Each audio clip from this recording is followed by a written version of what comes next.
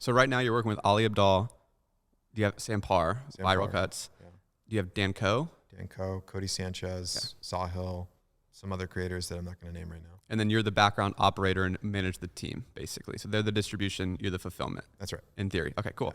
Yeah. You have ran agencies. Mm-hmm. Like Everest was doing, you had one client, I think, was paying you $7 million a year. So yeah, it was 8-figure.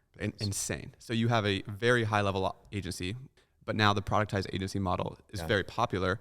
I'm curious to see like, why is that so appealing with like, why are you using the productized service since you've ran all different kinds? It's just fucking easy. Yeah. Like end of story. Like if you've gone and you've negotiated like multi-million-dollar like SOWs with like Fortune 100 companies and dealt with procurement and like grown teams, you know, at the rate that I have, like going in and doing a productized service business, it's just easy. And so we just saw it as an opportunity to go and do three things. One was build, in most cases, the best brand in the category. Mm-hmm. The second was the highest quality team in the category. And the third was to have the most distribution. And for me, it's a formula. If I have those three things, I'm going to win. Mm-hmm. And it's worked. I think, you know, obviously there are some variances if you look at like Superside or like Design Pickle, like the OGs. But for the most part, I think each of the businesses we have is the biggest in its category at this point. But really, we just saw like an arbitrage opportunity. Mm-hmm. We just saw something to where it's like, with zero capital raised or invested, we could just go and build a bunch of these really quickly, have a massive advantage with distribution, take over in most cases, like the majority of the brand focus in each of those little industries, and use all that free cash flow to go and just do whatever we want without having to ever sell a piece of the business. It's interesting that you have to explain it, but creator-led, it kind of seems like common sense, like why it makes sense. But do you want to explain like how that observation came to be for you and how you guys have gone about that? Yeah, I think about it a lot because most of the time when somebody says creator-led, what they really mean is endorsement deal with a celebrity, right? And that I don't think is that exciting. Now, there are some cases of it to where like they're crushing it. Obviously, like Prime, I think is a great example. Skims with Kim Kardashian's a great example. And behind the scenes, you have an amazing operator that's growing the shit out of those businesses. I don't know how much Logan, Paul, and the other guy have. I think it's rumored to be like 10% each or maybe even less. That to me though isn't creator-led, right?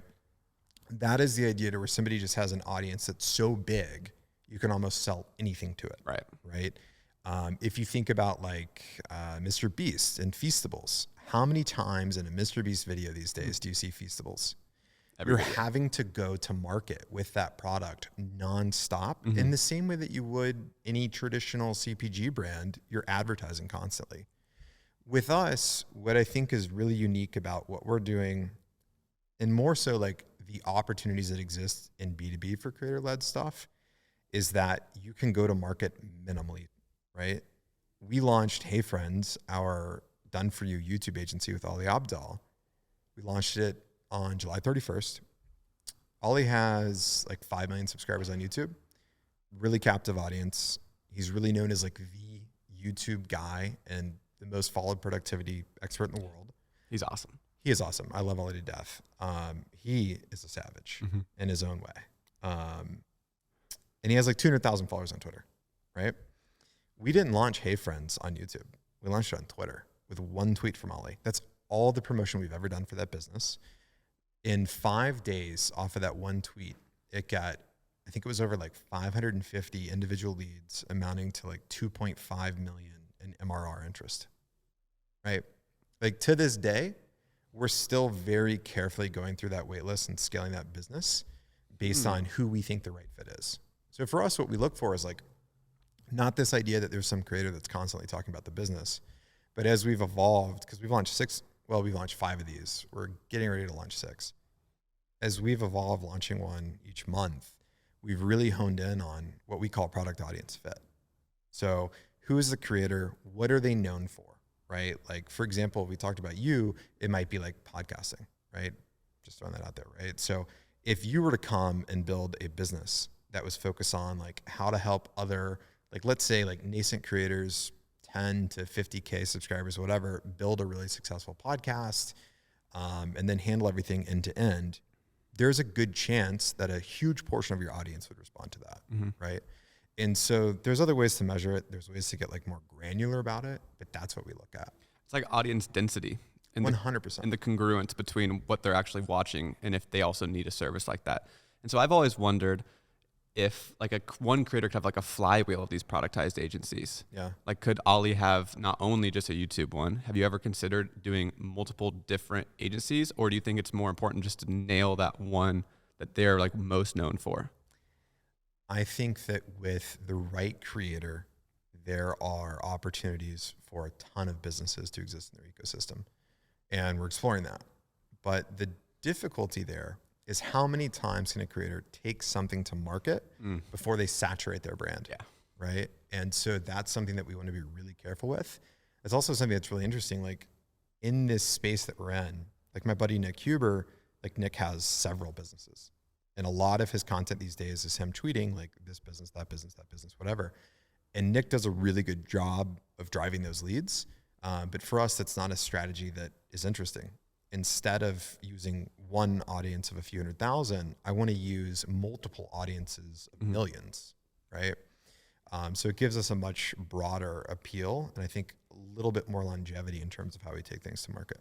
Okay, so have you seen different productized agency models work better than others? And do you have insights, because you've done multiple, and you said you're canceling this one that's $2,000 per month. So I'd love to hear your thoughts that just come to your mind instantly on that.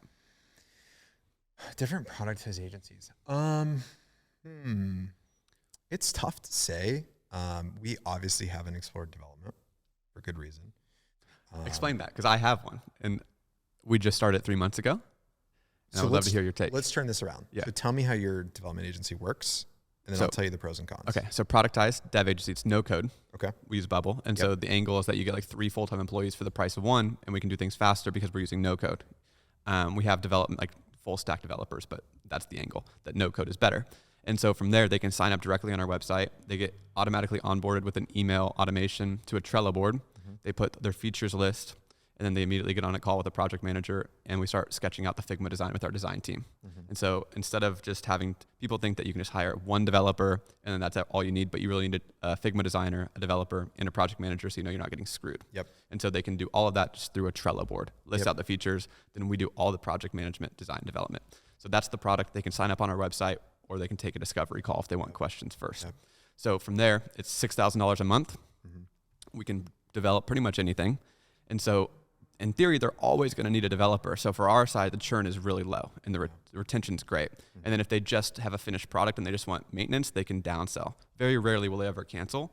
So that's the plus side in our opinion. So when you think about scale is where it gets difficult, right? Because it becomes a question of like, okay, right now churn is low. Well, if you'd lost customers in 3 months, that'd be really bad, right? So like churn is going to be low. But the question is like, what's the average LTV, right? So or contract value, but in this case, you don't have a contract, right? So we're just gonna go LTV. So what's the lifetime value of your customer over time? And then what do you have to do to retain a customer to make that LTV like really meaningful against your costs of acquisition, right? Which in this case, is it just like your creator led? I made one single video. And that drove And I've never talked about anywhere else. And how many like leads did that drive for you? 50 plus. 50 plus. Okay, cool. And you guys, how many customers have you on board at this point? We're at 39K MRR. 39K so MRR. I think that's 7. Yeah. So when you think about scaling that business, right, what you're going to have to do is a handful of things. You're going to need to understand, what does my OpEx look like at scale to get more and more talent that is really high quality, right? And that's one of the things that I think a lot of people make about these productized businesses where they screw up is it's a race to the bottom. They try and offshore. They try and get the like cheapest talent that they can to increase the margins. The quality dips, retention increases, and things go bad. Like look at what happened to Design Pickle and all the layoffs that they had to do. What happened? They did a shit ton of layoffs a while ago because we hired some of their people, and then there were a couple of them that we hired really quickly in our need to like scale up a service. And then I was like, oh, these people aren't good. We had to let them go.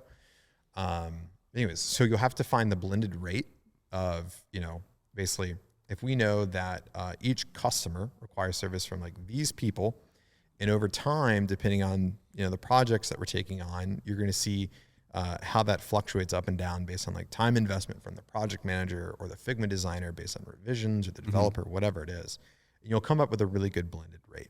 You'll know that like on average, we need to be getting paid this amount of money per hour that we're actually putting into the project, which might seem unconventional because you're not charging by the hour. Right. But at the end of the day, You are. Like people are spending time. It's your constraint. Yeah. You're trading time for money. You have to figure that out. And then you have to look at how that scales to get to like your goal revenue. Right.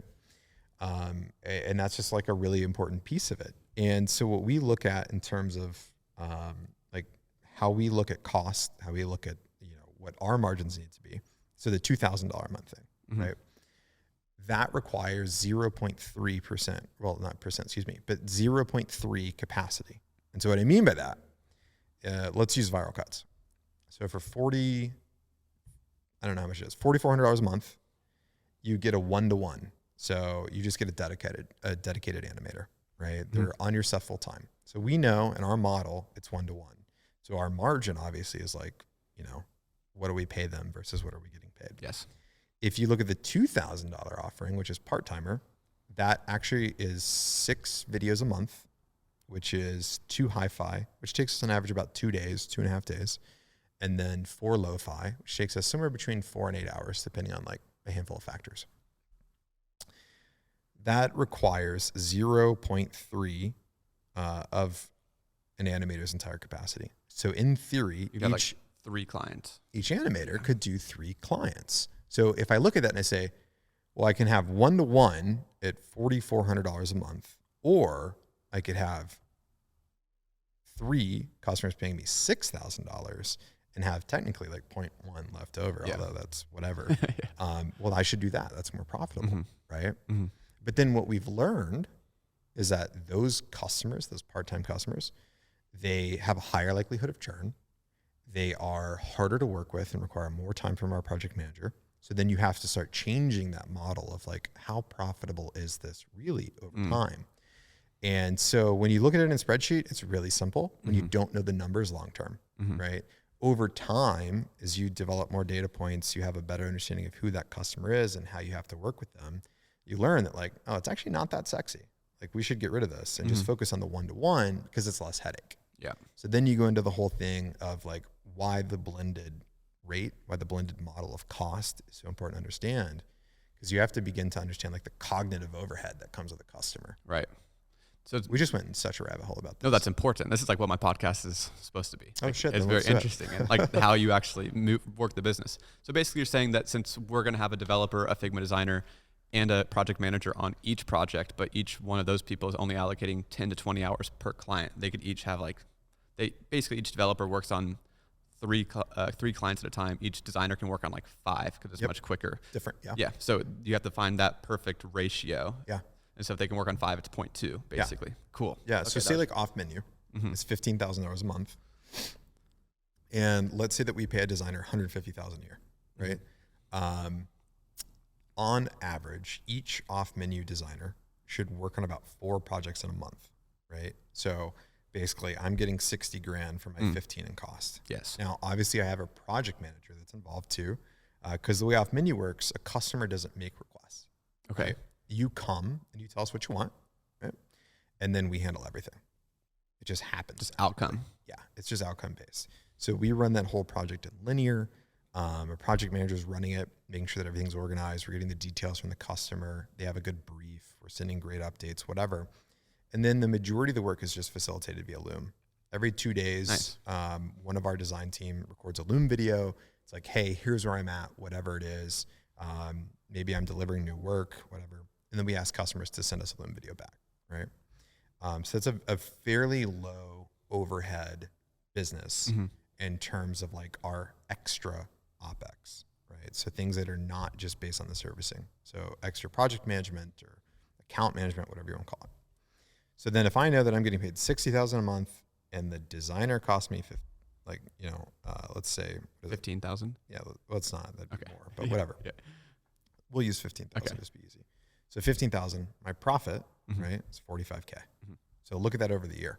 It means for every 150,000 in revenue or in OpEx, I'm doing 720,000 in revenue. It's a pretty good deal. Yeah. Right. So that business is super sexy. But then if you look at Hey Friends, that's $10K a month for 6 videos.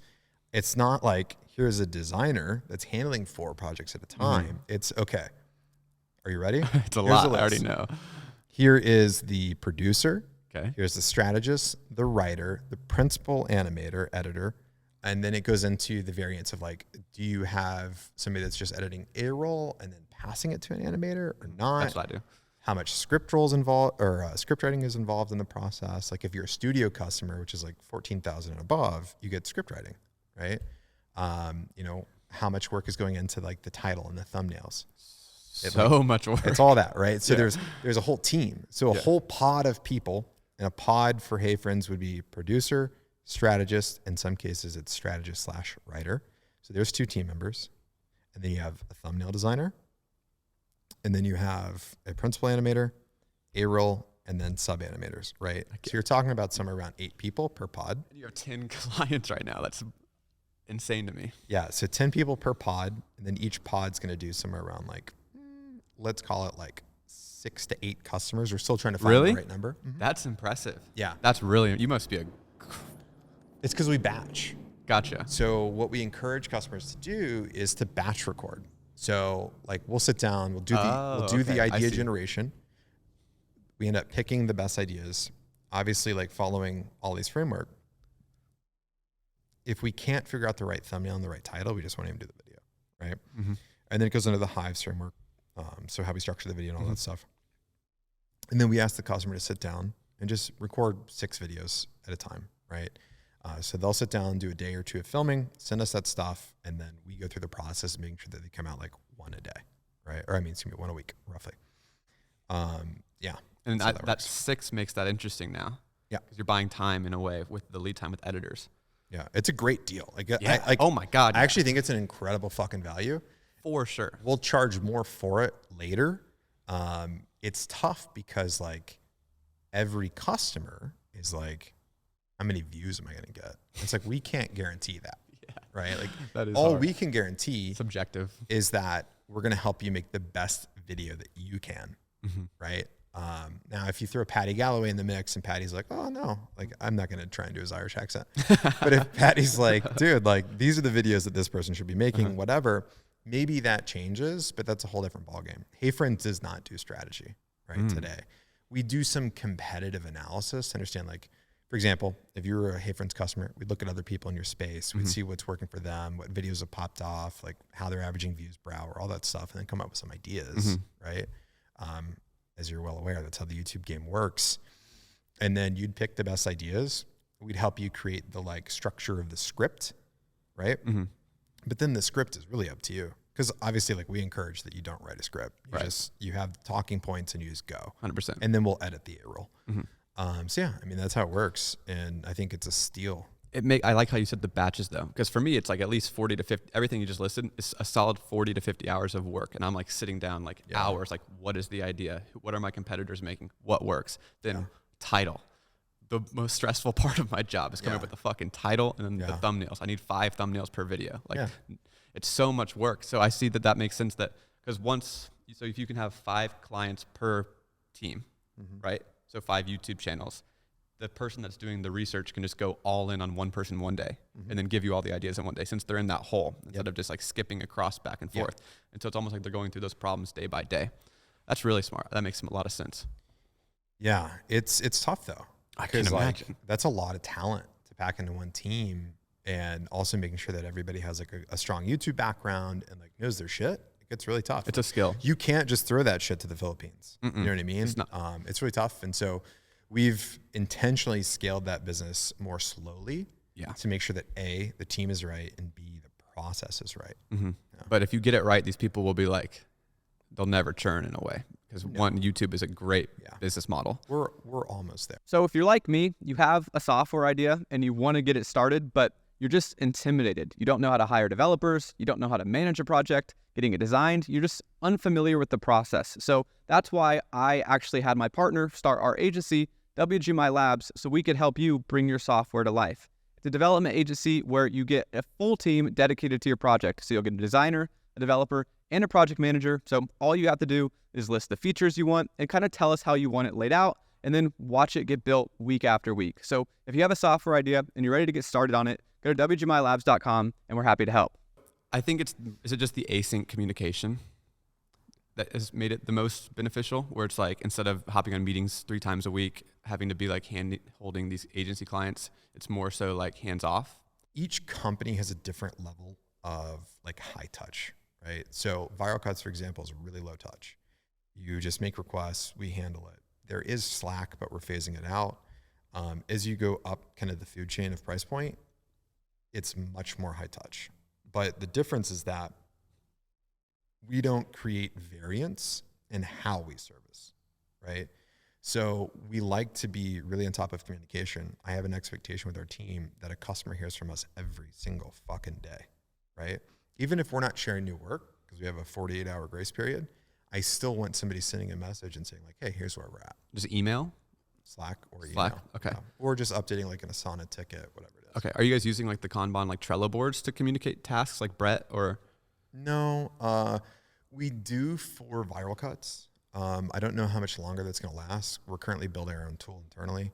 Cool. But everything internal for us is powered by Linear. Is there any motive to make a productized agency due to the MRR like, and ability to like exit with higher multiples than a typical agency? That's certainly a benefit, right? Like if you can keep reasonably low churn for a productized agency, I think you're definitely going to earn higher multiples in a traditional like SOW based agency. But for us, like I don't really have intentions of selling any of the businesses. We are structured in a way that would allow us to sell off pieces of them if we wanted to, but we really intend on just leveraging the free cash flow and holding them long term. So for you, this is kind of like a private equity vision in a way. Yeah. And so you had this term that I liked, earned advantages. And this is something that I think people kind of discount or feel entitled to. But in business, it's all about having your advantages. And you became very aware of that over the last decade in your career. Yeah. And so that's why you see the creator-led opportunity is so important, and your operating ability. And so I'm curious, I just like want to know how you came to this conclusion and what you think the next 20 years. Have you ever read Titan, Rockefeller's biography? I'm not comparing myself to Rockefeller. We're not even close. But when you read Titan, or you learn a lot about Rockefeller, you learn just how much he had the entire world by the balls, right? Like, I mean, everything from like, they went and negotiated bulk shipping contracts with the railroads, and then they'd go to their competitors because they weren't supplying enough oil, right, at the time to actually handle the capacity that they were trying to ship. So they'd go to the railroad and say, hey, we're going to ship 1,000 barrels a week or whatever it is, right? But maybe they're only producing like 100. So they'd go to all the competitors and say, okay, you're going to ship with us because we're going to give you better rates, and then things are going to move smoothly. You're going to have higher profit margins, whatever it is. Over time, as he grew his business, he was able to manipulate that because he'd say, okay, well, you're kind of shipping through our deal, so I know exactly how much oil you're producing. As my output increases and I need less of your oil on my trains to get this rate, I can now squeeze you. Because if I take away these discounted shipping rates, your margins get hit. I know that's going to happen. And now I have an advantage to come and just like buy you.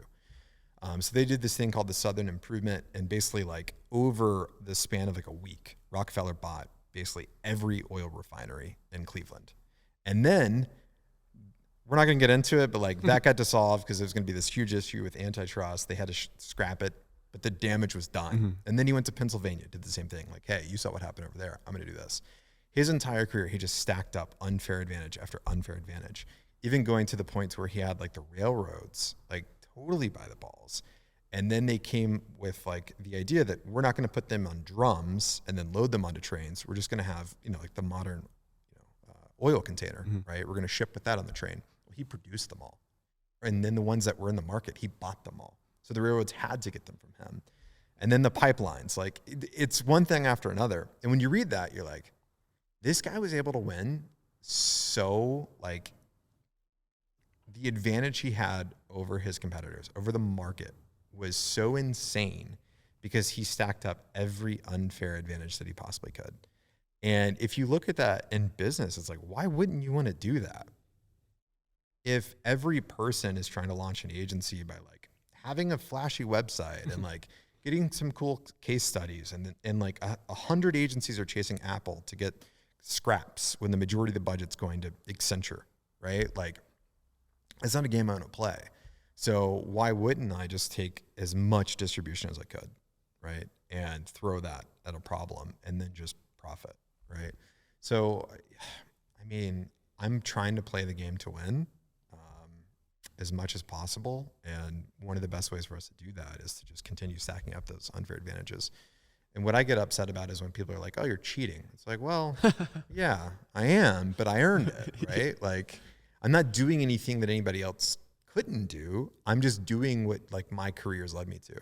It's just the lessons that I've learned over 15 years of doing this, and like my particular set of experiences where I was like, this makes sense for me to do. Why wouldn't I? You have like killer energy. Like I can just like sense it right now, and I'm so impressed by it. And so I really want to understand like the long-term strategy, because I feel like you're at the point where you're thinking like 3, 5, 10 years out, especially with that Rockefeller example. When most people just think I need to make more oil and try to sell it. Where in that lead time for him before he can actually do that, he's like making other strategic deals. And so I would love to hear how you see these things playing out, and how is this going to be your ship squeezing moment? Yeah. Dude, you know what's funny? When it comes to the long term, I truthfully, I want to make a lot of money. Like, I think that's cool. But I really just want to work with people that inspire me and that I get energy from. And I want to do whatever the fuck I want to do every day.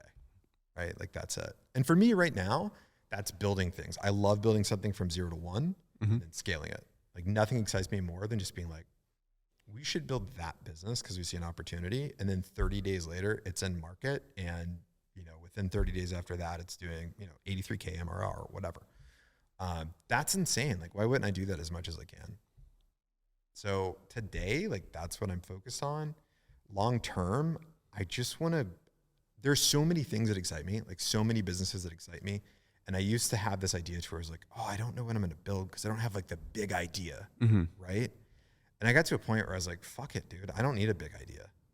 Like, I'm good at building businesses. I'm good at building a network just based on like authenticity. Why don't I just put those two things together and just go and like acquire anything that I think is making $1 today, and I can turn that into 5, right? And so, that's our plan, really. Like, Sahil spent years in PE. He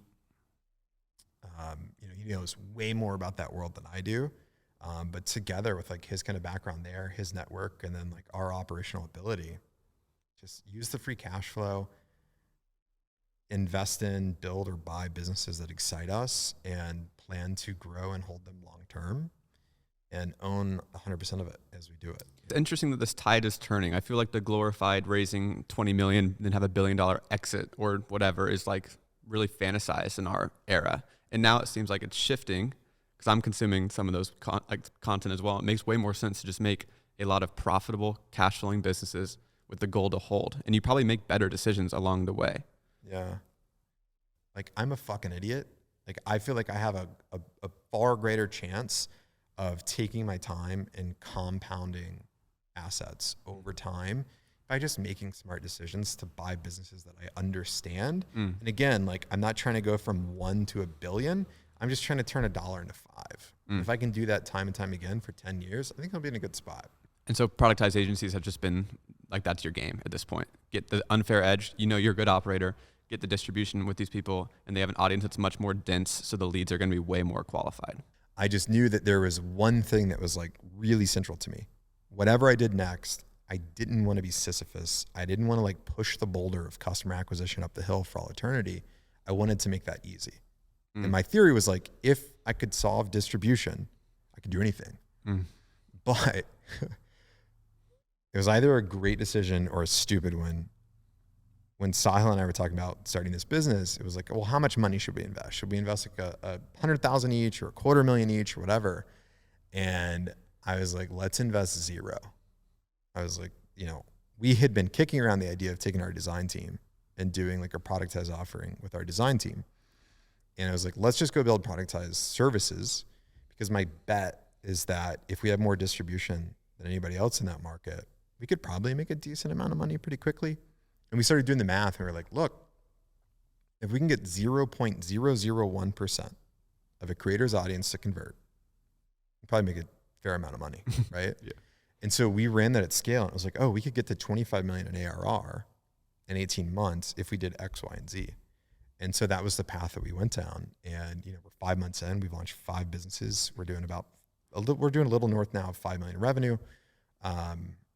It literally is going like perfectly to plan, which is kind of terrifying because like, yeah, I know. When's it going to blow up in my fucking face?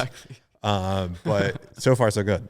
It's a compounding of like sharp decisions now. So hopefully that is based on from your experience. But we've had to intentionally slow growth too. That's what I was going to ask you about next. Yeah. Like you have to be, I'm sure you're spending more time qualifying the right customers in the sense of just accepting everybody. And it's more so they fit this model and you can be more selective since you have that consistent lead flow now. Is that kind of helped clean things up, or what do you mean by slowing down? Yeah. I mean, that's a piece of it. Like everybody in business like talks about your ICP, like who's your, you know, ideal customer profile, Yeah. like what's your avatar, all this stuff. And it's like, yeah, that's a great thing to have, right? You need that to scale a business long-term.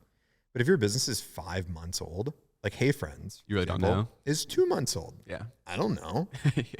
Like, you know how much data I would have to collect, how many customers we would have to work with to figure that out. Mm-hmm. So I think for us, like slowing down growth means intentionally just not onboarding customers.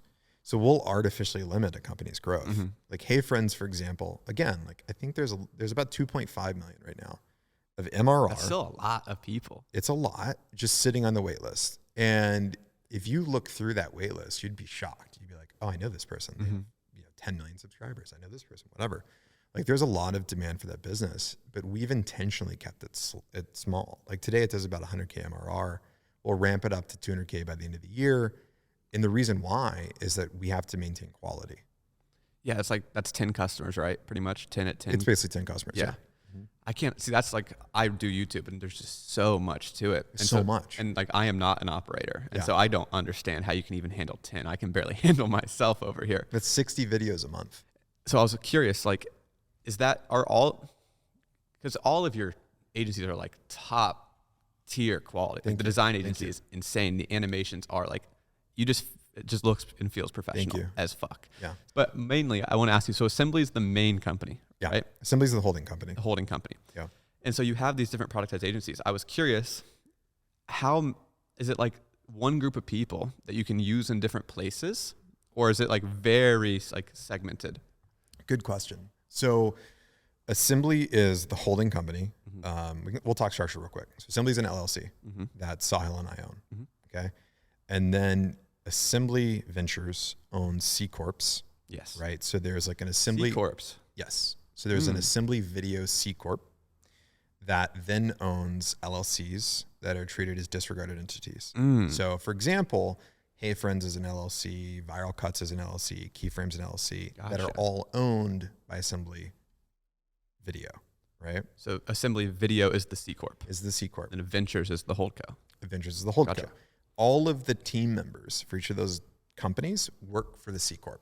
Gotcha. Right? So they're all on payroll through the C Corp. All like the OpEx runs through the C Corp at the aggregate level, right?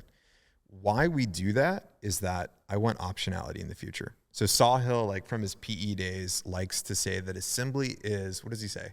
He says it's a bond with a call option, meaning it's earning, right? It's earning money, whatever, but there's a call option to like exit or do something bigger in the future, right? Which is, it's so PE. But anyways, so for example, if I ever wanted to look at our video businesses alone, which I mean, together, just our video businesses, that's a really great business. It's very profitable. When you say video, do you mean like the YouTube and Viral Cuts? So Keyframe, Viral Cuts, YouTube, Gotcha. and there's going to be a couple more. But if I looked at that business alone, like what if somebody came and they're like, we love what you're doing on video, we want to buy it. Well, I could just sell them the C Corp. Nice. Right? Or if I had, for example, Hey Friends, I keep talking about it because it's on my mind because we're growing it now. It's going to be a big business. Like Hey Friends is going to be an 8-figure business probably within 12 months. If I wanted to raise capital to accelerate that business, or if I wanted to bring on other partners or other creators, I have the optionality to do that at the LLC level while protecting the C Corp group. Gotcha. Right? But if I ever wanted to do something with the C Corp, like just raise a deal just for that. Say like, hey, this is going great. We're going to accelerate these companies to, let's say, 15 mil and maybe buy other video businesses to accelerate the flywheel there. We're going to sell shares as a private C Corp, valuing it based on X. I can do that. And I've never touched the ownership structure of the holding company, right? And then our design's the same way. So we have a C Corp for the design group that owns Bite Size, Off Menu, and then some other agencies that we're looking at acquiring now, they'll be owned by a C Corp. And we'll kind of keep doing that pattern. Okay. And then what gets it, like, what makes this all so fucking complicated too is that the C Corp or the LLC at the very top is actually owned by 2 S Corps. So No way. It's a whole thing. Yeah. Okay. So that's like Sawhill has an S Corp. I have an S Corp that owns it for tax efficiency reasons, obviously. So like side S Corps that are kind of like your own pass-through entities. Yeah. Instead of like Hunter Hammonds owning. Yes. Yeah. That's how me and my partner have ours set up too. It's the it best makes way to sense. do it. Yeah. Okay, cool. But so there's fluidity between the video team. There's fluidity between the design team, but not really across C Corps. Correct. Okay. Yeah. That makes a lot of sense. If an editor works for Viral Cuts, but we think that they're like going to be better for long form, we can move them to Hey Friends without having to change any paperwork. Gotcha. Makes our life super easy. Yeah, that makes a lot of sense. So you're like categorizing them, but still fluidity in between the category. Exactly. Okay, awesome. Basically your holdco, then you have C Corps underneath, and then each C Corp is like a category, so video design. Yeah. Then you have LLCs within each of those that people can be fluid through. Now, my question is, now since you have creators involved, so like Dan, Ali, all these people, do they have equity or is it rev share? I'm not going to tell you. Okay, deal. Okay, then are they? I say that. So let's talk about it real quick. We have confidentiality agreements, so we just won't say. I understand. Yeah. But what I will say is for people looking at how can I work with a creator? So yeah, I gave a talk yesterday on like basically our whole playbook. Cody was hosting this super cool conference in Austin. I was lucky enough to speak at it, talked about it. And then somebody asked a really interesting question at the end. They were like, obviously everybody asks like, how can I partner with a creator? Because like everybody's like, how can I get Sawhill to be my partner? Right? It's like, well, you can't. Right? I'll kill you. No, but like you can't, right? Killer energy, dude. I'm telling you. But we're talking about density, right? There is a ton of great creators that might have like 25,000 followers on Twitter or something, or a small YouTube channel, but it's a super dense audience. And they're known for a particular topic, whether it's like Webflow or what's getting big these days, like Framer, for example, or No Code, Bubble. It doesn't matter what it is, right? There are so many small creators that have a super dense audience that looks at them as an expert on that topic. You can go build businesses with them. You don't need to go build a business with a Sawhill Bloom or a Sam Parr, for example. You want to look at product audience fit. And if they have really meaningful product audience fit with like where your skill sets are, it doesn't really matter if their audience isn't in the millions. You can build a good cash flowing business there. And if you do that, I think there are three levers that you can pull. You can pull equity, right? Which is fine. But it's slow. It might not incentivize a creator that much because what are the odds that you actually exit the business? You can pull the lever of revenue share, which is more meaningful, right? Sharing revenue, but then like, what's the right amount to make it interesting? And then what does that do to your margins? And then the third obviously is like affiliate deals. Putting together really great affiliate deals is a no-brainer, I think, if you're interested in the space. So what we have as a model, I think is it's like the Godfather. It's like, I made him an offer I can't refuse. Right. Or they can't refuse, whatever. It's an offer that's just so simple and so direct and so good that creators are like, okay. Because it's basically passive income, right? A very meaningful passive income because of the scale that we're working at. But the other thing too is like in our position, like make no mistake, all of our creator relationships stem from Sawhill. Creators are like a very peer-to-peer like game. Oh, 100%. Yeah. It is an insular community. It is like a no new friends type of deal.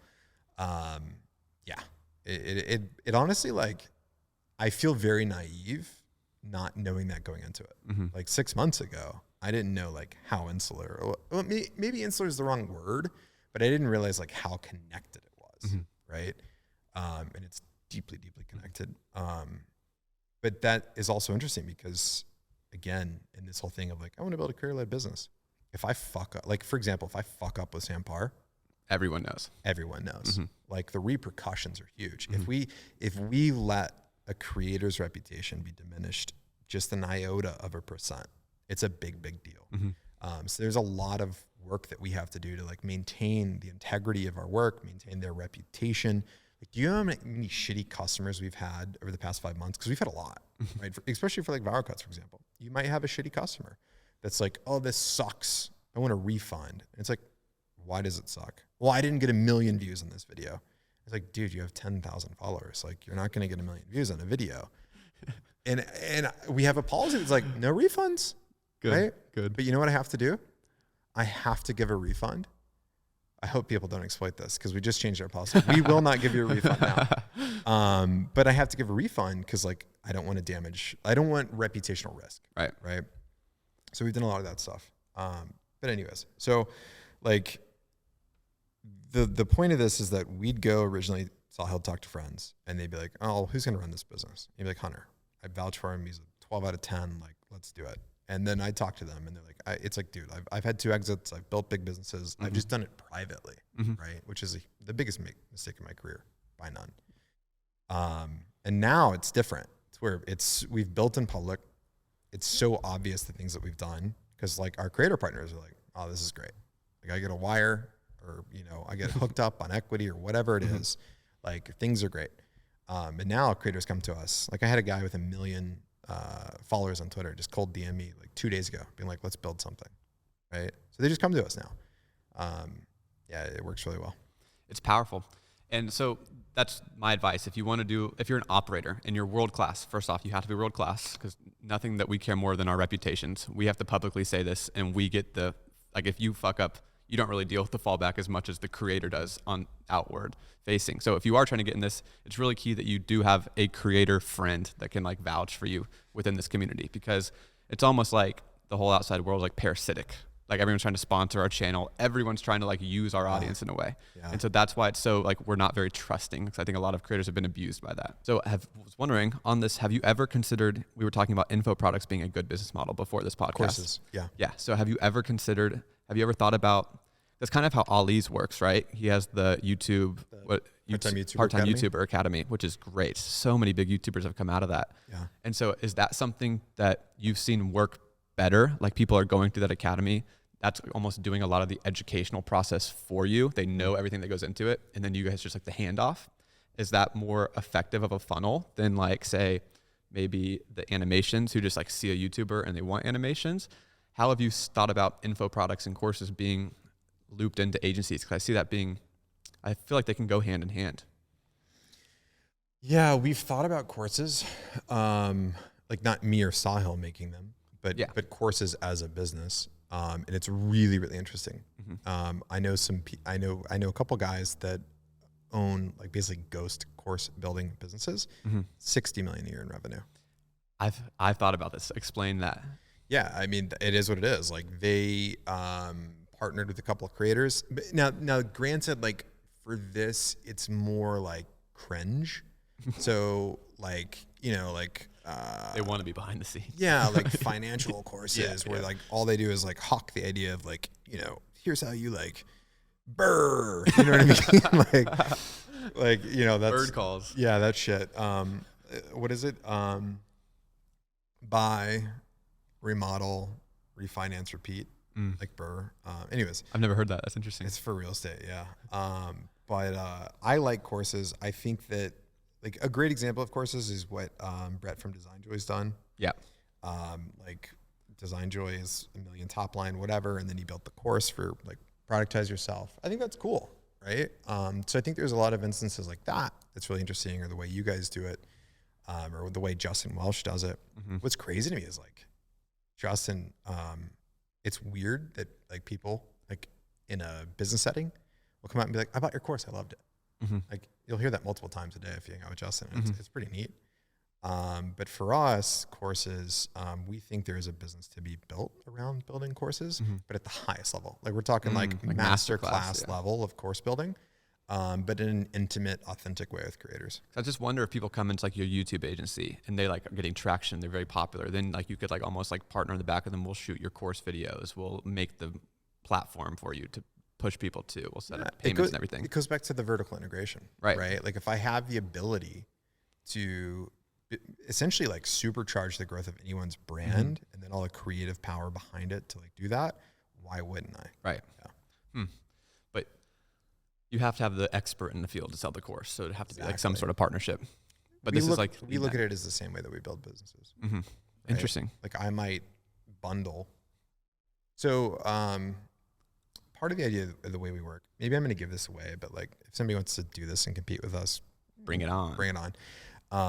So like Michael Ovitz, started CAA. He was like the most powerful man in Hollywood. Talent agency. Yep. Yeah. Talent agency. And what was so beautiful about their model is that they flipped the way Hollywood worked. So typically the studio would have all the power and they would, put the creative together and figure this out and be the distribution. What CAA started doing is saying, look, we're going to package a deal. So like Jurassic Park, for example, Ovitz was like best friends with Michael Crichton and he wrote Jurassic Park. Okay. And then he's like, oh, this is a movie. This is going to be like the big thing. So they went to Steven Spielberg. They're like, it has to be Steven Spielberg to direct this movie, right? So they got Steven Spielberg and then they got the producer and then they started lining up the talent. So by the time they took this to the studio, it was done. It was a package deal. Like, this is how the movie's going to work. This is how we're going to make it. We just need you to give us the money and be the distribution and you'll get all your profit, whatever. And here's how we've structured the deal. And so that's how he became so powerful. That's like how he flipped Hollywood on its head. And then who's the guy? Ari Emanuel, like ran with that and went nuts and maybe is a billionaire. I don't know. We look at our business the same way. Gotcha. Right. So we're going to package the entire thing and we're going to look at the creator as a partner, but also as the distribution, right? So they don't have to worry about much else. Right. They don't have to worry about building the business. They don't have to worry about recruiting the talent. They don't have to worry about any of that. They know that like, we got it. Right. And so I think you can do the same thing with courses. Yeah. So you can package the right course.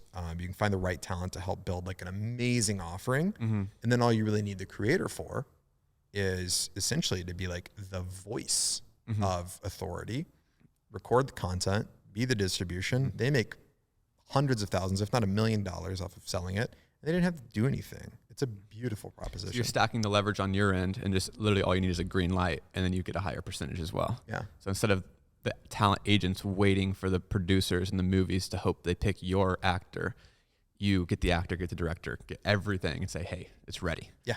That's bundled up, genius. Ready to go. If you don't want it, I'm going to take it to them down the street. So do you want to lose this opportunity or you want to go? That's clever. Yeah.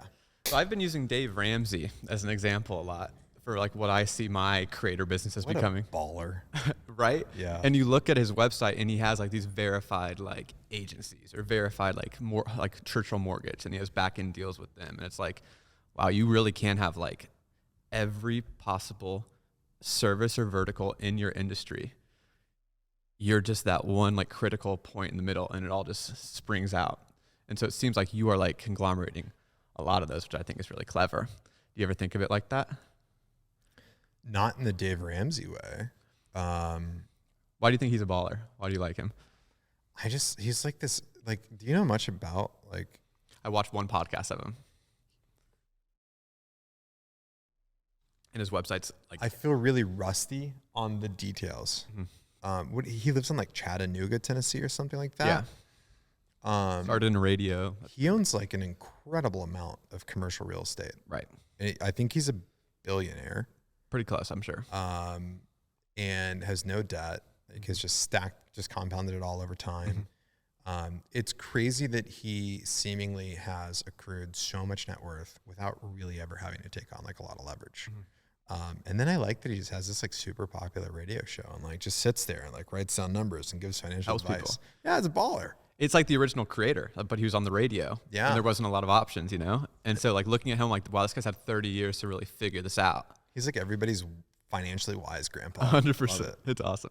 Okay. So you did make a difference between like an affiliate and a referral with these people, which is like a pretty important distinction because affiliate would mean it directly comes from their audience, where a referral would mean, or not referral, but rev share, my bad.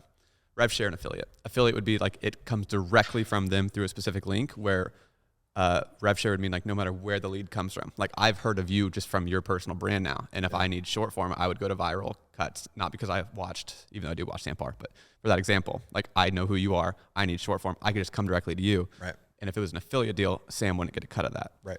But if it's rev share, then he would, because it's like a partnership. So very important distinction for anyone trying to do a creator-led business to make sure you understand the incentive. And that's just a game of leverage based on the creator. It is a game of leverage. And it's a game of understanding like what is the lever that you have to pull as a business owner. Like if you already have a business and let's say it's profitable, right? And you're growing at a decent rate, let's call it 10%, I don't know. If you want to work with a creator, maybe an affiliate deal is better structure, right? Especially a smaller creator. An affiliate deal might be better structure because then it's one-to-one, right? They're getting paid on deals that they've set up specifically. If it's a rev share, you're basically, it doesn't matter where it came from, you're sharing that revenue. For us, what's interesting, because again, the model for us of creator-led and then product audience fit, I'm essentially betting that if I pick the right business and the right creator, I'm just creating money out of thin air, right? I'm building a business that had no reason to exist other than that dynamic of like, here's the idea, here's the creator. So maybe rev share does make sense for me in that situation because like the business wouldn't have existed anyways. And I would guess just from the inner workings, on average, the creator partnership accelerates the business by about 3 to 4 years in terms of overall trajectory of like, how much lead acquisition can you have? How does it affect your recruiting? The general trust that gets attached to it. So like, if we launch a YouTube agency and you don't know me, right? Maybe I have 15,000 followers on Twitter, whatever it is. And I'm known as like a badass operator, whatever.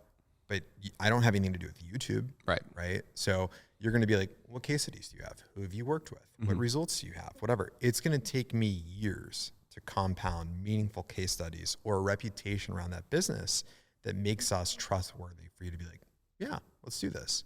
But the second it's Ali Abdal's YouTube agency, all that is built in, right? And so I think if you're going to go down this road, you just have to understand that leverage and you have to understand where it applies to your business. And now you're responsible for Ali's reputation in a way as well by delivering on that service. Yeah.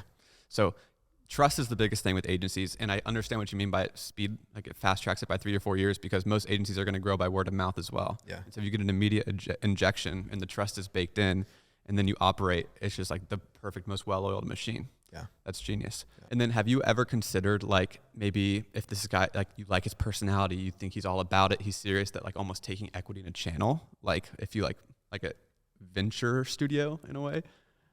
Okay, so yeah, maybe you've thought about it. Okay, cool. I think that you have a newsletter. 80,000 people. 80,000. What media platform do you not like? Are you not killing? Twitter. I would say Twitter. Okay. Yeah. Do you think there is potential in your platform, your brand, to build a bigger media property on another channel or something like that, or expand from what you have? LinkedIn. Okay, cool.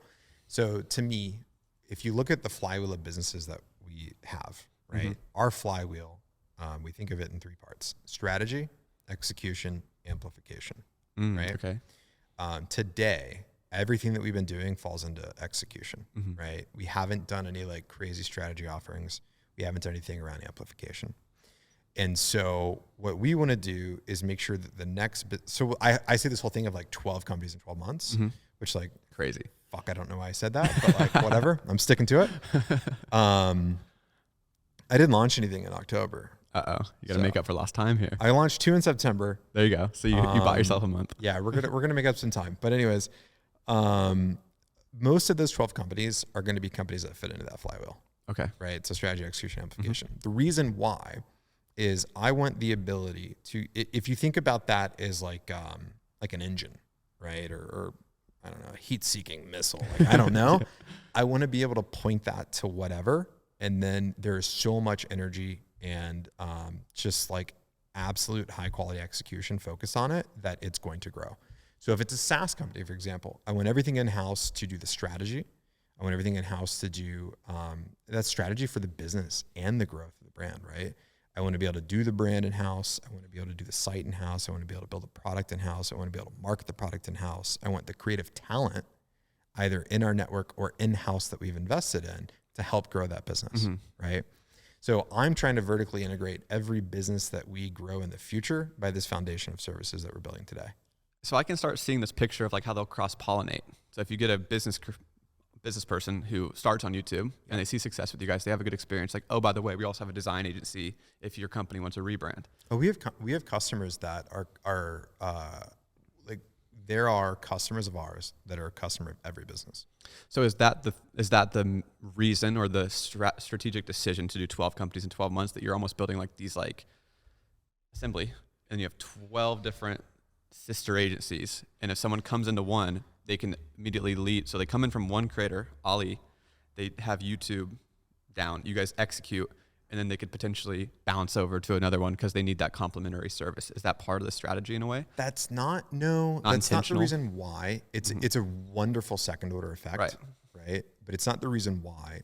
I think the reason why is that I didn't want to do something small, right? Like I turned down a big number to go and do this. And so part of the deal to myself was like, I need to make sure that I can get back to where I was or bigger within less than 3 years. And then I think too, it's just this notion of having like ambitious fucking goals, right? Like what is it like Sean and Sam say, like no small boy stuff, right? Yeah. Like it's just the idea, like you and I were joking around before we started taping this about private jets, right? Yeah. Like I want a fucking jet, dude. And own it. Yeah. And I'm not going to I'm cool to NetJets card too, but I'm not going to get there by running like a productized service, right? I'm going to get there by compounding value over time. And so when we look at trying to own every ounce of what we're doing and not really raising capital, I need a lot of free cash flow to go and take really big bets that can compound quickly, right? And so the whole 12 companies in 12 months, I don't know, it flows really well. It does, right? Good tagline. But it also seemed like this audacious idea of like, if we commit to launching 12 companies in 12 months, we know that we have to maintain a pace that's fucking crazy. And what are the second order effects? Like if that's the forcing function to know that like, we're going to move really, really hard, what does that really do to the business overall? What does that do to our mindset? What does that do to the way that we build the business, the way we think about business, the way we think about stacking leverage and unfair advantages? It has like, I don't know, dude, it's like steroids, right? And so it's like business steroids, literally. It's the whole idea that like, what is the whole thing that Admiral Raven or Mick Raven or whatever his name is says about making your bed in the morning, right? Like if you make your bed in the morning, you've conquered like a mundane, boring task, but you've told yourself that you can like keep doing that all day. I think it's the same thing about building businesses. If we know that we're going to launch a business in the next 30 days, like we're in that mindset of creation. We're in that mindset of like hustle, of going from 0 to 1. It keeps us scrappy. That's important. It's so important. And it allows us to just move really quickly.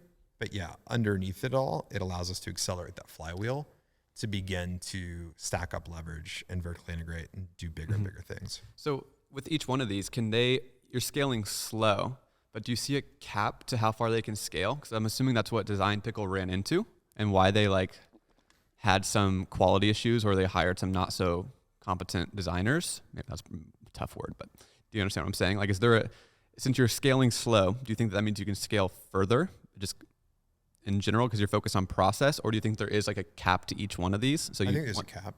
Tell me like where you think that would be and why. I don't know where it is yet. Yeah. Like we're too young. Like viral cuts, for example, maybe the cap is like 5 million, right? I don't know. Does it make sense to me with like how prevalent AI is getting that a short form video editing company can like grow past 5 or 6 million? It's possible. We're certainly continuing to grow. Like obviously like this was the best month the business ever had, right? Like everything's growing, but inherently there's going to be a ceiling for some of these businesses, and I'm okay with that. What do you think that is though? Like, is it just like you cannot manage enough people to get quality assurance? Like there isn't that much talent out there? Because I do have a question on viral cuts is how do you even compete? Because there's so many people doing short form agencies and there's so many shit ones. Name them. Name them. Yeah. Interesting. What do you mean? Name them. Like just name the short form agencies? Yeah. Like how many people are doing it? Are you asking me or are you saying this? I'm asking you. Like how many there are? I don't know a single, I could say mediascaling.com. Sorry for promoting a competitor, but you asked me to. No, Media Scaling, Clipco. Those are the only two I know. And then Viral Cuts. So you just said there's so many. Well, I get a million DMs. Yeah. Okay, but you just said there's so many. Yeah. You can only name 2. Yeah. One of them I've heard of. Offman, you actually designed the clip site. Long story there. But like, I think if somebody's looking at short form video, Viral Cuts is the biggest, right? So I think that, you know, if we continue at the rate we're going with that business, I'm sure it's the biggest short form video editing agency there is right now. But the question is just like, how much demand can that market support? Like, for example, I think Clipped is doing somewhere around like, I don't know, 1.5 to 2 million revenue. Like, how much of their revenue do I have to take for Viral Cuts in order to keep growing in that space? Right? Do you think it's a market share thing? No, I'm not saying it is. Oh, okay. I'm saying is that a problem? Is that a problem? Right? And not that I want to do that. Like, I have no interest in their customers. We're coming for you guys. No, Henry and Dylan are super sweet guys. I don't know Dylan that well, but Henry's a super sweet guy. And they're doing something else now, anyways. And I think they use Clip to fund it. But like, that's a different approach too. That's what we do with our dev agency. Yeah, use it to fund. That's a different approach. Like, I think, make no mistake. Like, I come into these markets and I'm like, yeah, I want to. You want to monopolize it. Like that is. Yeah. Should be your mentality as a serious entrepreneur. Absolutely. So that's the point of business. Yeah, man. Right. That's why we live in America, dude. Like, I'll have people on my channel be like, "This isn't as easy as you say it is." I'm like, "There's no such thing as an easy business. Like, this shit ain't easy. You need to play to fucking win, or you shouldn't play at all. Go work for somebody." No. So, what do you think the design pickle problem was? I don't know much about design pickle. Okay, do you think that it's just too big, not enough quality assurance, very low quality? Yeah, they have low ticket clients. I'm going to say this, and maybe I'm totally wrong, but isn't it like just a few $100 a month? Yeah, it's low quality. It's like super local low quality restaurants. Yeah. Not a good business to be in. I mean, I'm sure it's a great business. They do a lot of revenue, but probably low margin, if I had to guess. Yeah, like, here's the thing. Like, at the end of the day, like, I don't know who runs Design Pickle. Shout out to them, whoever they are. Like, if you're running a profitable business, fucking you're winning. You're winning. Yeah. Right? I'm obsessed with the way things look. I think if you run a service to where like you're producing low quality stuff that doesn't look good, then it doesn't interest me. If it's a good business for you, great.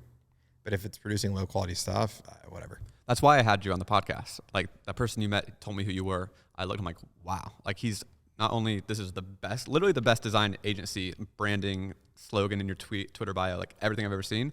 He has 4 of these that are all equally the same quality. 5, sorry. At the time it was 4, my bad. Yeah. But my question is, how do you think about differentiating yourself in such a competitive market as short form?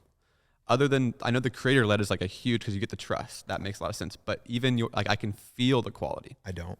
Okay. I just think about having more evidently higher quality work and having more distribution.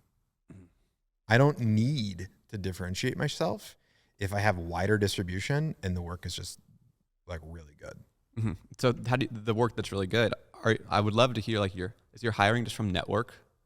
Since you have a really strong network now, like you've worked in an earned advantage that you have is you've worked in the space for 13 years. You know the big players. Yeah, and it's like accessible to you. For our higher end, like hiring and talent, yes. For like our short form video stuff, no. That's all referral driven based on our animators. And I'm pretty ruthless about like getting rid of low performing talent. Like there's no worse thing a boss can do than tolerate low performance, right? And so I think last month we probably churned out like 7 or 8 team members, because like if you look at the pace we've moved, we've had to hire a lot. Like we've hired close to 70 people over the past like 4 months, I think. So there's a huge scale up of the team. And like, we're not playing some game where like I'm interviewing everybody. I don't have time for that. So inevitably we're going to get some lower talent that's going to like maybe just test really well, interview really well, whatever it is, but then maybe they are slow or they can't do creative that well, or it takes them too long, whatever it is. So we'll get rid of them. But all of our best talent, especially in video, has come from referrals, from us like incentivizing our team members to refer people. What is the incentive? like a bonus? Well, there's actually two things. So we have a huge team in the Philippines, and they're awesome. The first thing is that we just pay more. Yeah. Period. Yeah. Right. A lot of our team members are probably making double with us than they were before. And the first thing is because like people treat that in a very predatory way. They're like, oh, fuck it. Like race to the bottom again. Like we'll pay these people $800 a month, which is crazy to me. So if you're making $800 a month, I might look at you and say, hey, like we're going to be like way better about balance, and I'm going to pay you double. Right. It falls on me then to just run a really good business. So I have a margin. Right. And I'm willing to play that game. I think that's one of our moats, frankly. It's just like operational competency. Yeah. And so that's a big one. So they know that they're referring their friend to a place that's going to like treat them better and pay them more, and then they get money on top of it. Mm-hmm. So it kind of is them doing a favor to their friend in a way once they've worked with someone who's so like. And you want to work with your friends. 100%. Like if you like where you work, clever. You want to work with your friends. Mm-hmm. How did you learn operational? Not how did you learn? I don't want to hear like your origin story, but like. I learned the what are the majority edges? of what I know about operational competency from fighting with procurement. Procurement is a bitch.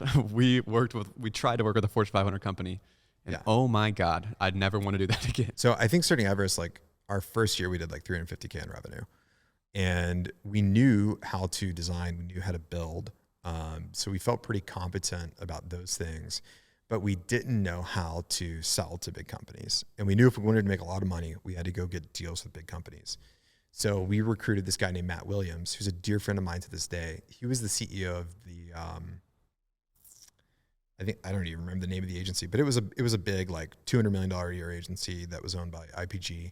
I don't know why the name's blanking me, but anyways, he came on as like our executive chairman, and I wasn't going to him and saying, Matt, how do we get customers? Because it's a stupid question to ask. I was going to him and I was saying, Matt, how do we work with procurement? Like teach me how a big company works. It's my job as the entrepreneur to hustle my fucking ass off, be resourceful, and find out how to get in the door. But you tell me once I'm in that door, how do I navigate those hallways? Right? And I think that's what a lot of people screw up that want to be entrepreneurs or want to build a service business or productize. How do I get my first customers? Dude, if you can't figure that out, you're fucked. Like that's your job, dude. It's your job. And I hate to be harsh, but like there's no answer. Like just hustle. Figure it out. I tell this to my kids all the time. I have two 14-year-olds, and nothing they do, like if they like are, you know, teenagers and they don't behave or they mouth off, that annoys me. But when they're not resourceful, it fucking makes me lose my mind. Like it's like they're like a 3-year-old baby. Like you're not a baby. I have a 6-month-old baby. Okay. Yeah. And it's okay. Yeah. But if the 6-month-old isn't resourceful, that's okay. Anyways, so I grew up, my mom was a meth head. She was a meth addict. I moved everywhere when I was a kid. My dad is like the sweetest man in the world. He's super intelligent, way smarter than me, but never applied it, right? He was like a service manager at a car dealership. And my dad's like kind of a dickhead. Like he's one of those guys that like just doesn't know how to bite back that last little bit of anger. And so like never made a bunch of money. So like growing up was just super hard. It sucked. I spent a couple of years in juvie when I was a teenager. Like growing up was really tough. I had a kid when I was 18.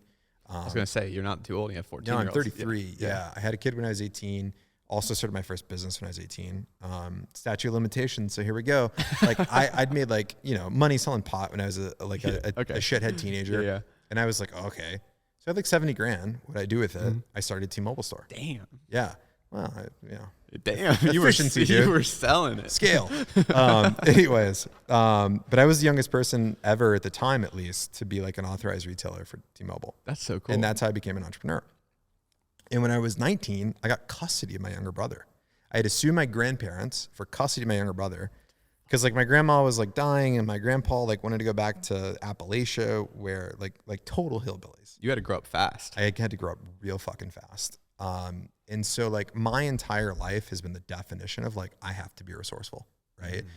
You know, sold my T-Mobile store, started my first agency when I was 20, hired my lead engineer. He was my age. We became friends. We started our first startup, figured out how to like hustle our way into an accelerator. We went to the Brandery, which was a top 10 accelerator at the time, in Cincinnati, raised VC, figured out how to run a company, moved to Chicago, like consulted, like, you know, like it's just been resourcefulness like my entire life. And so there's nothing that drives me crazier than when somebody just can't do the work to figure something out. Mm-hmm.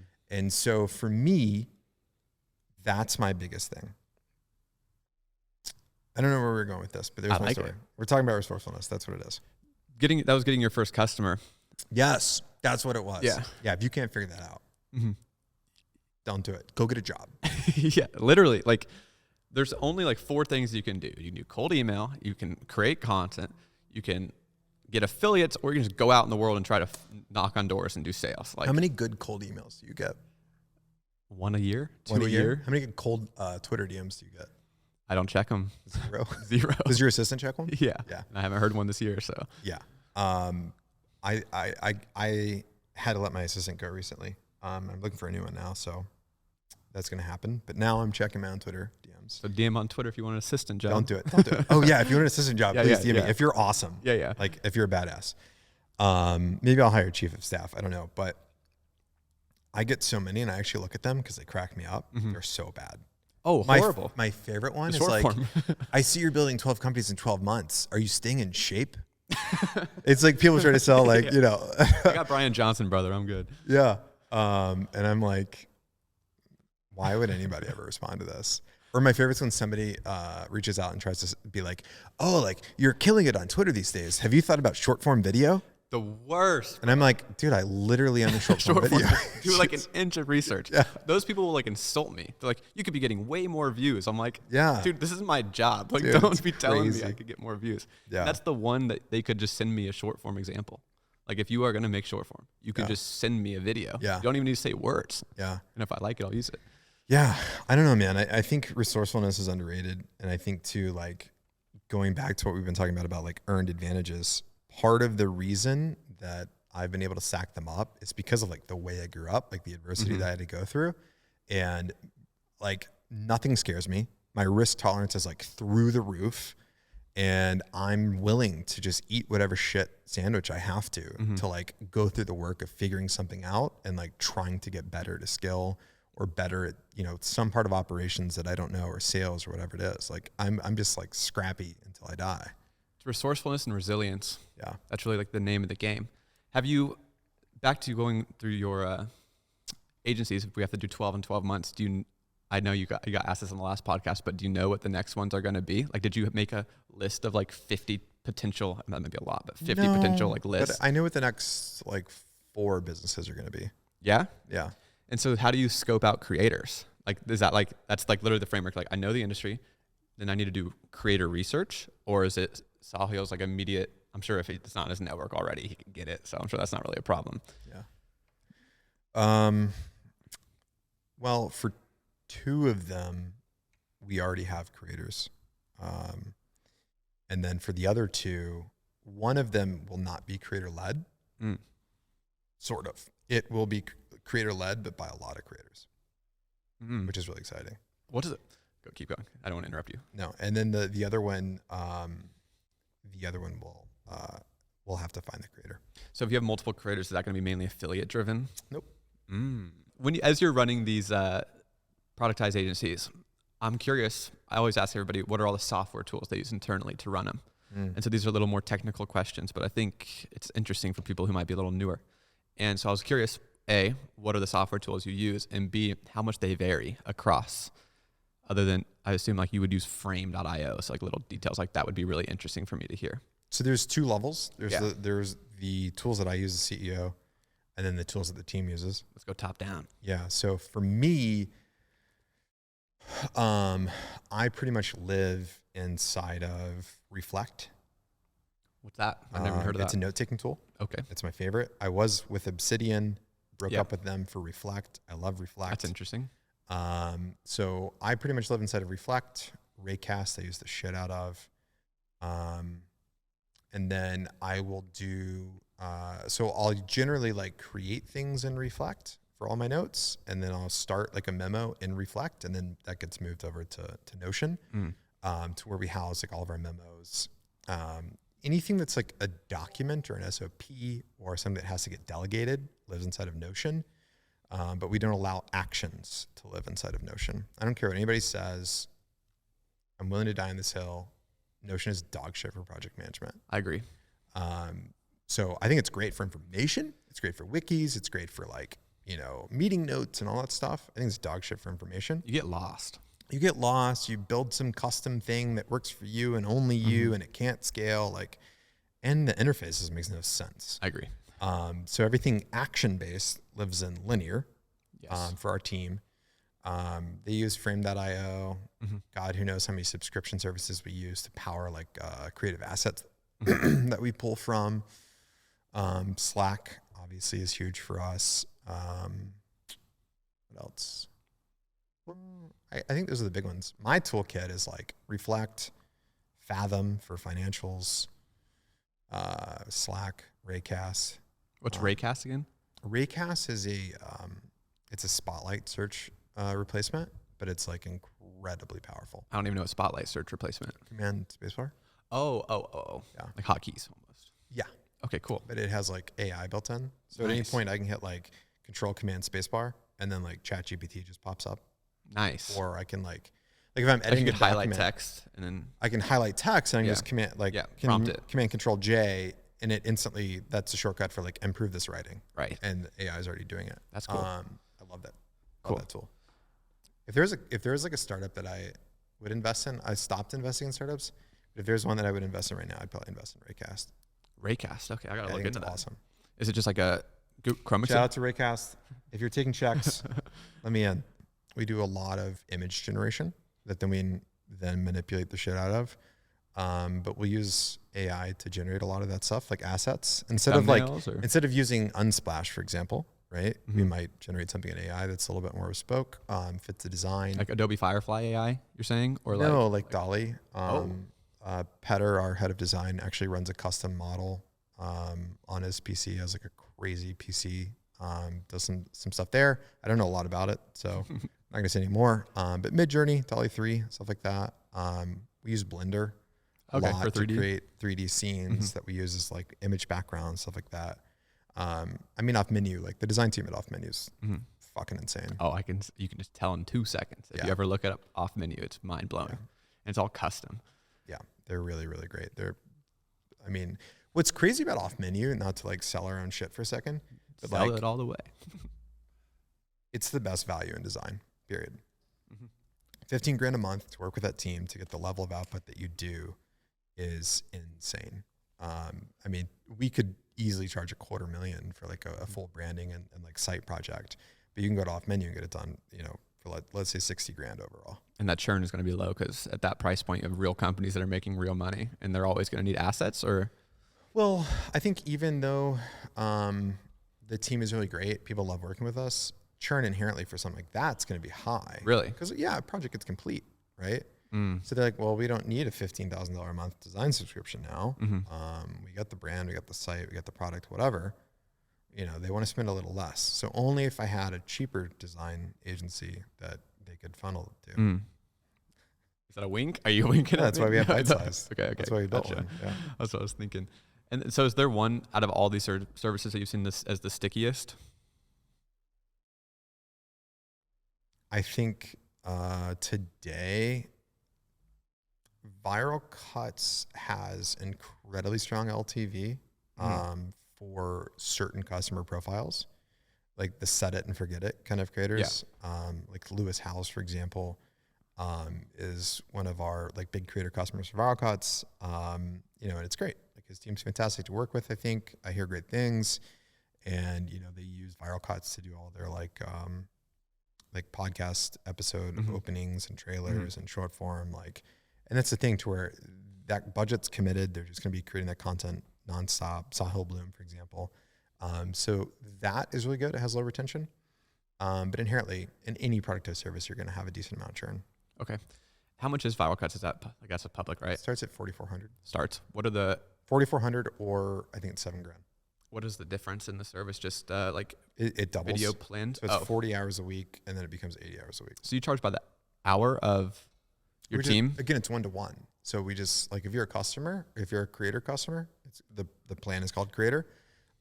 You just get somebody assigned to you. Yeah. And then you just get either 40 hours or 80 hours for that.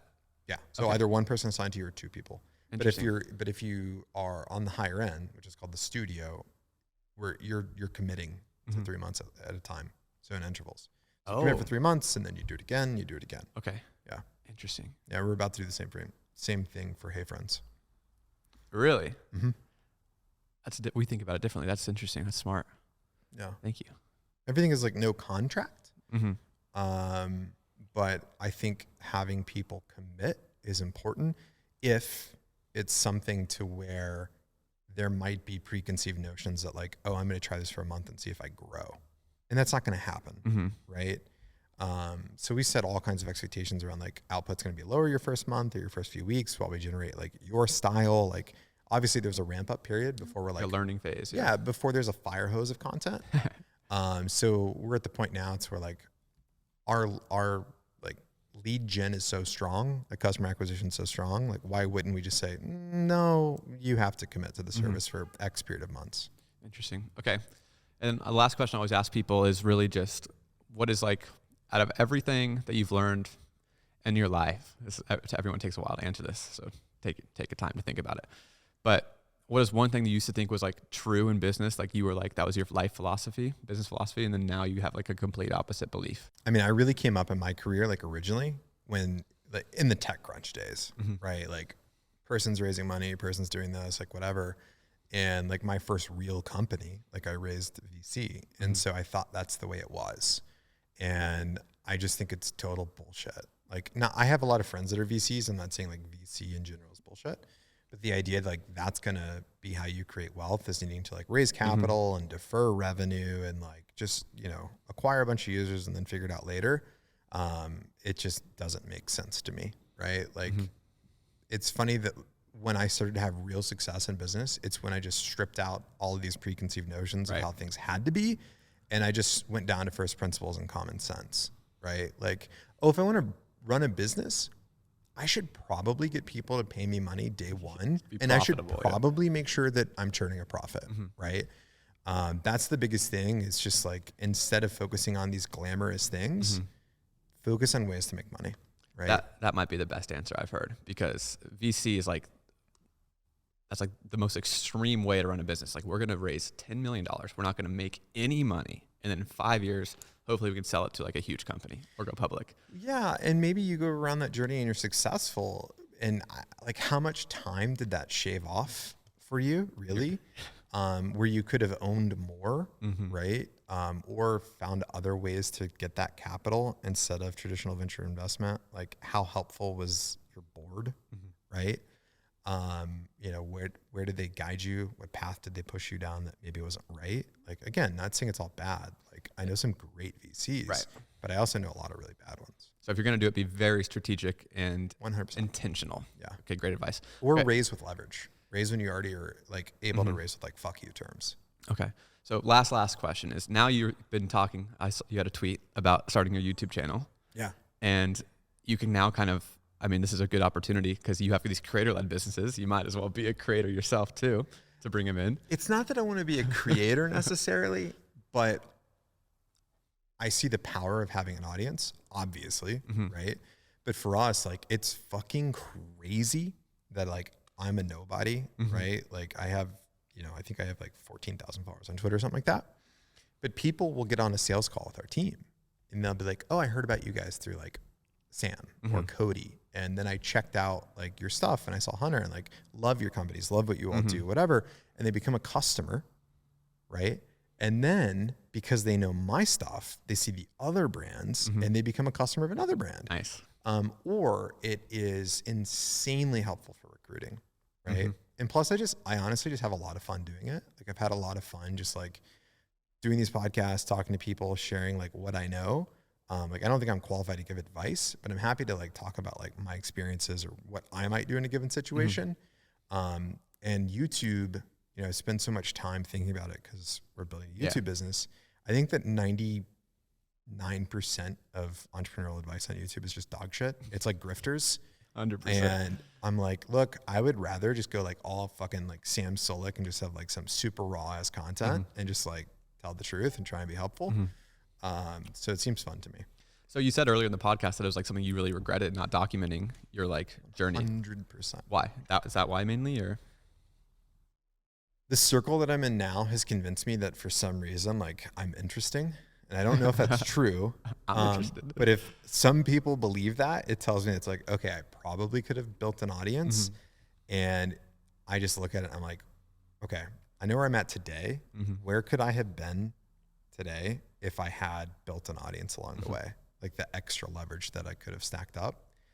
And just being in the position that I'm in now, having the network that I have, the resources that I have, it just makes all the sense in the world. I'd be an idiot not to do it. Yeah, and I think the things that you touched on that answer are actually the important things. Like if you have content out there, then potential clients can go see what you're all about, and they might want to work with you now because they build trust watching that content with you. And recruiting, you can like put your mission that can inspire talented people to come like join the mission. Getting millions of views, like that's cool too, but like that, what you're talking about, you can achieve that without 1 million subscribers. You could achieve that with just 1,000 subscribers and the right people see it. Yeah. So I'm excited to see your content. I'm going to learn a lot from you. Dude, I don't know, but I'm gonna do my best. I learned a lot from you in this podcast, so I appreciate it. Guys, Hunter Hammonds, check him out. He has a good Twitter account. YouTube soon to come. Anything else you want to plug? No, I mean, check out our companies. Yeah. Okay.